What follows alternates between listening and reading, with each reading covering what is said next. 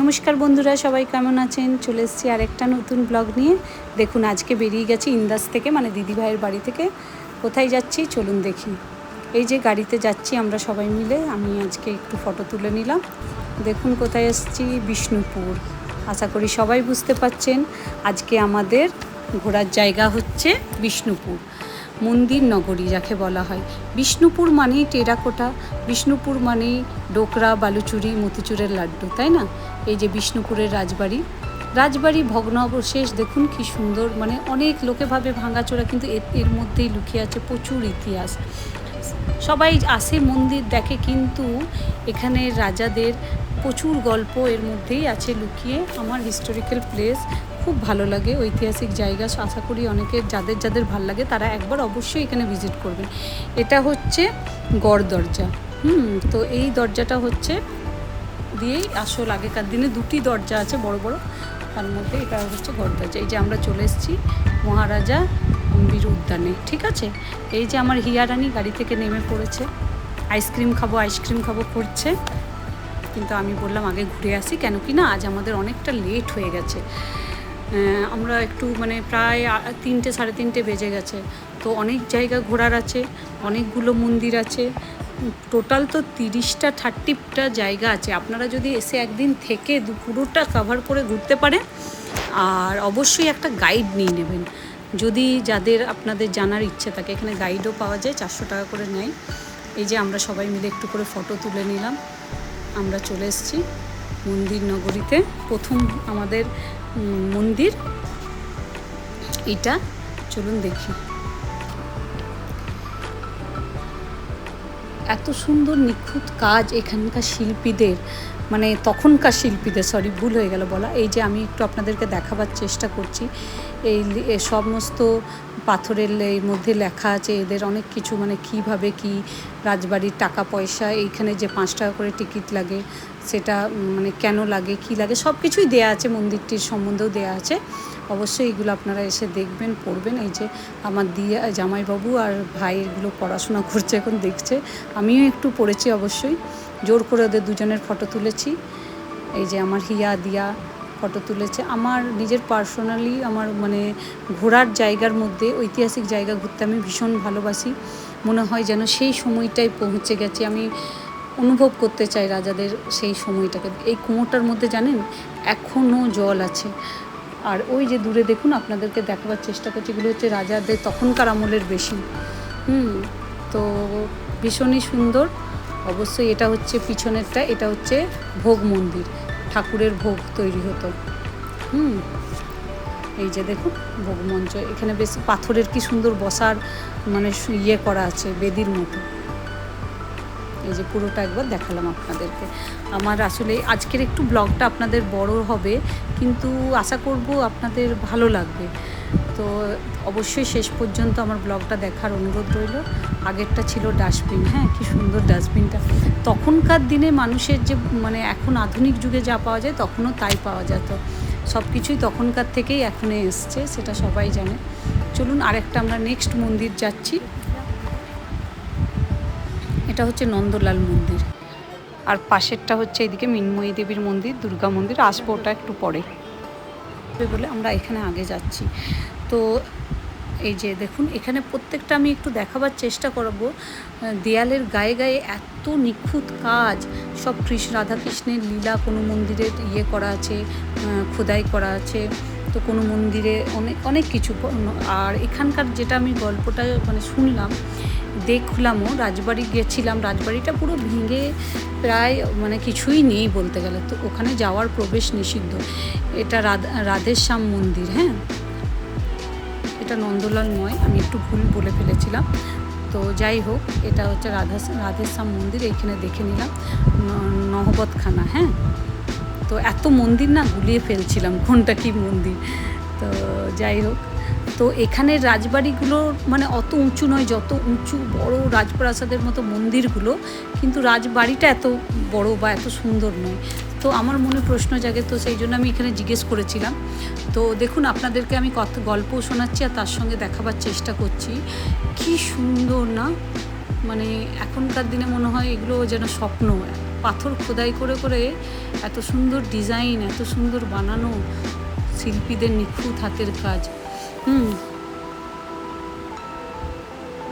খুব সুন্দর।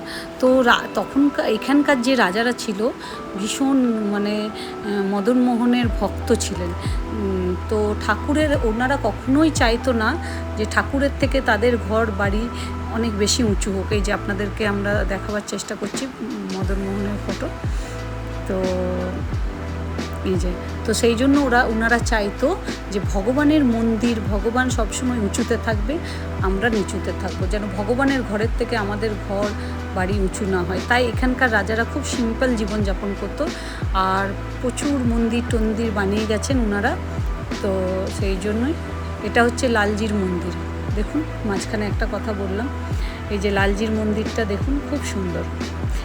আপনার মনে হবে অনেক কিছু কিছু মন্দিরের মানে প্রায়ই অনেক একই লাগবে দেখতে, কিন্তু আশা করব ভালোই লাগবে। এই যে এবারে আমরা চলে এসেছি আরেকটা মন্দিরে। তো বাইরেটা দেখালাম আমরা অনেক একটু। এটা হচ্ছে তুলসী মঞ্চ। তো মানে প্রচুর সময় লেগে যাবে, তাও আমি আপনাদেরকে এই মন্দিরগুলো দেখাচ্ছি, আর তার সঙ্গে অবশ্যই আপনাদেরকে বলবো রাজবাড়িটি দেখবেন, রাজবাড়ির ইতিহাস জানবেন। এটা মা মৃন্ময়ী দেবীর মন্দির। তো আমরা এখন চলে এসেছি মা দুর্গার মন্দির। ইনি হচ্ছেন মৃন্ময়ী দেবী। এটাও রাজবাড়িরই ইয়েতে পড়ছে। প্রত্যেকটা মন্দিরের বাইরের মধ্যেই না তোমরা টেরাকোটার মাটির, পোড়ামাটির জিনিস পাবে। তো আমরা একটু ঘুরতে ঘুরতে চলে এলাম এখানে দেখতে কি পাওয়া যাচ্ছে।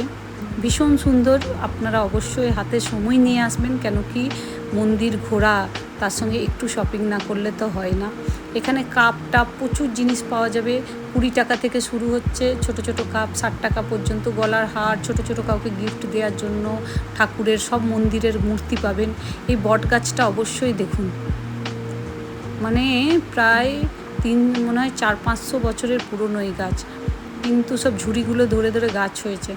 তো এইখানের মা খুব জাগ্রত। তো আমরাও দর্শন করলাম, আপনারাও দর্শন করুন। এখানে জিনিসপত্রগুলো খুব সুন্দর ছিল। তো আমরা চলে এসেছি একটুখানি দিয়া আর আমি।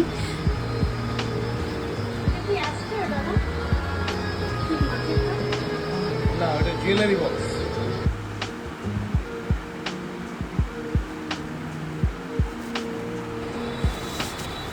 প্রত্যেকটা জিনিস খুব সুন্দর ছিল। আপনাদেরকে একটু দেখাবার চেষ্টা করি হরিণগুলো। এগুলো হচ্ছে ডোকরার জিনিস, পেতলের জিনিস, সব রকমের জিনিস পাবেন।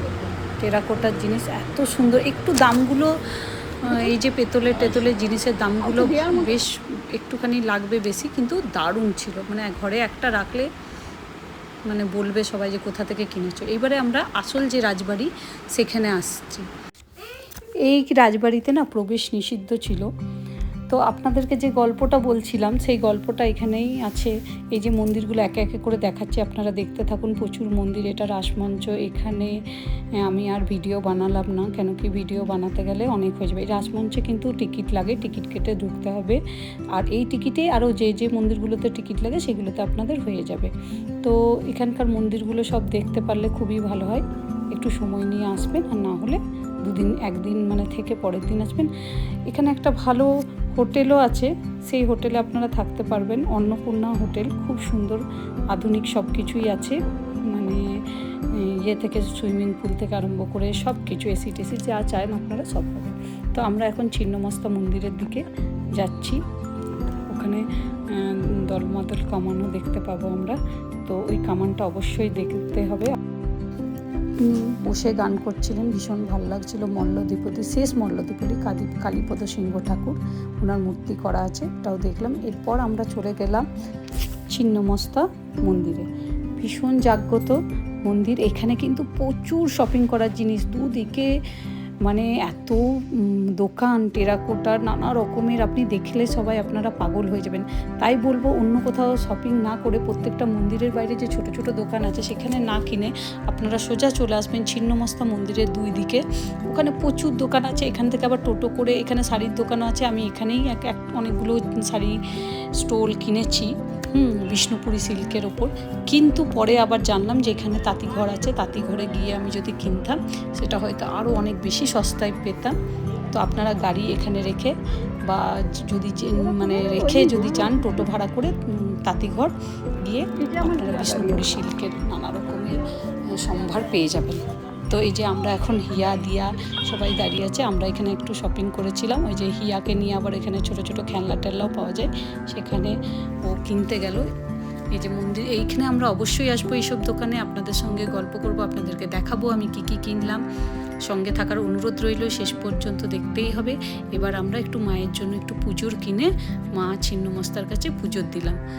তো উনি খুবই জাগ্রত মা, তো আপনারা সবাই চাইলে 50 টাকার 100 টাকার নানা রকমের পুজোর আছে, ডালা আছে, তো সেটা যার যেমন ক্ষমতা তারা আপনারা কিনে পুজো দেবেন। এই যে আমরা পুজোরও দিয়েছি। এখানে আবার কোথায় কোথায় ঘুরতে যাবেন, কি কি স্পট আছে সব এখানে পুরো ধরে দেয়া আছে ছিন্নমস্তা মন্দিরে, তো আপনারা এটা একটু দেখে নিতে পারেন।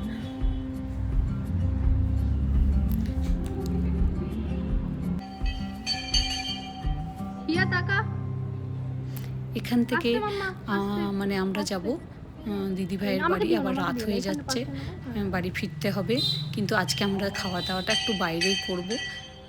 তো আমাদের পুজো প্রায় শেষ, ঘোরাও প্রায় শেষ। কেমন লাগলো ভিডিও অবশ্যই জানাবেন, আমার ব্লগগুলো আপনাদের কেমন লাগছে সেটা অবশ্যই বলবেন। এখানে মানে এই যে আমরা যেটা নিয়ে গেছিলাম প্রথমে, তখন পয়সাটা দিতে হয় না, এসে ফেরার সময় পয়সা দিতে হয়। তো পয়সাটা আমরা পেমেন্ট করে আমরা বেরিয়ে গেলাম দোকানে একটু শপিং করব। তো আজকের ভিডিওতে আমি কি কি কিনলাম সেটা দেখাবো না, নেক্সট ব্লগে আসবে আপনাদের সঙ্গে আমার কি কি শপিং হলো সেইগুলো দেখাবার জন্য। তো আজকে এই যে চলে এসেছি দোকানে, কি যে ভালো ব্যবহার ছিল ইনাদের, আপনাদেরকে না মানে না গেলে আপনারা বুঝতে পারবেন না। এই যে আমার হিয়া ঘুরে বেড়াচ্ছে, তো আমাদের ভীষণই ভালো লেগেছে ইনাদের ব্যবহার সব থেকে বেশি, আর জিনিসও ভীষণ ভালো ছিল এই দোকানে। তো আমরা অনেক কিছুই কেনাকাটা করলাম, আমার ভাই তো খুব পছন্দ হয়েছিল, তো ভাইও কিছু নিজেদের ঘরের জন্য কিনলো, আমিও আমার বাড়ির জন্য কিছু কিনেছি, একটু ফটো তুলেছি। মানে 2 জোড়া কাকিমা বলবে এরা এসে পাগল করতে গেল, মনে রাখবে আমাদেরকে। আমাদের শপিং কমপ্লিট হয়ে গেছে, অনেক কিছু কিনেছি, সেটা নেক্সট ব্লগে দেখাবো। এই যে আমি আগেই ভিডিও করে রেখেছিলাম, এখন তো অন্ধকার হয়ে গেছে, তো এটা আমি একটু পরে অ্যাড করছি। এই যে এটা ছিল এই যে গড় দরজা। তো এখানের ইতিহাসটা ছিল ওই যে রহিম খানের স্ত্রী লালবাইকে ধরে বন্দি করে রেখেছিল, তারপরে ওনার প্রেমে পাগল হয়ে গেছিল রাজা রঘুনাথ সিংহদেব। তো সেই জন্যই অনেক গল্প আছে। তিনি কৌশল করে লালবাই মানে মুসলিম রাঁধুনি রেখে সবাইকে অন্নপ্রাশনে, তার ছেলে হয়েছিল, সেই ছেলের অন্নপ্রাশন করতে চেয়েছিল, মুসলিম হাতের রাঁধুনিদের রান্না খাইয়ে সবারকে মানে ধর্ম নষ্ট করতে চেয়েছিল। সেটা নিয়ে চন্দ্রপ্রভার ভীষণ মানে রাগ হয়েছিল, তিনি রাজাকে বোঝাবারও চেষ্টা করেছিল যাতে মহারাজাকে যাতে এরম না করে। লাস্টে যখন তিনি কোনোভাবেই বোঝাতে পারেননি রাজাকে, লাস্টে তিনি রঘুনাথ সিংহদেবকে হত্যা করিয়েছিলেন। সেই জন্যই তাকে প্রতিঘাতিনী সতী বলা হয়। একমাত্র ইতিহাসে ইনি হচ্ছে প্রতিঘাতিনী সতী। কেন কি তিনি নিজের রাজাকে মেরে তার ইয়েতেই তিনি সতী হয়েছিলেন চিতায়। এইদিকে প্রজারা এই খবর শুনে লালবাইকে ওই জলে ডুবিয়ে হত্যা করে, তাই ওটাকে লালবাঁধ বলা হয়। তো এখনও নাকি পায়ের নুপুরের আওয়াজ শোনা যায় লালবাঁধে, ওটা হচ্ছে অভিশপ্ত বাঁধ। রাত্রেবেলা লালবাইয়ের পায়ের নুপুরের আওয়াজ শোনা যায়। এক কঙ্কাল নাকি যখন বাঁধটাকে খনন কার্য করা হয়েছে, সেই রানীর গয়না পরা, লালবাইয়ের গয়না পরা কঙ্কাল, গায়ে নাকি কঙ্কালের গায়ে গয়না পরা পাওয়া গেছিল। তো সেটা সত্যতা সম্বন্ধে আমার জানা নেই, অনেক কিছু ইতিহাস আছে, অবশ্যই আপনারা শুনবেন।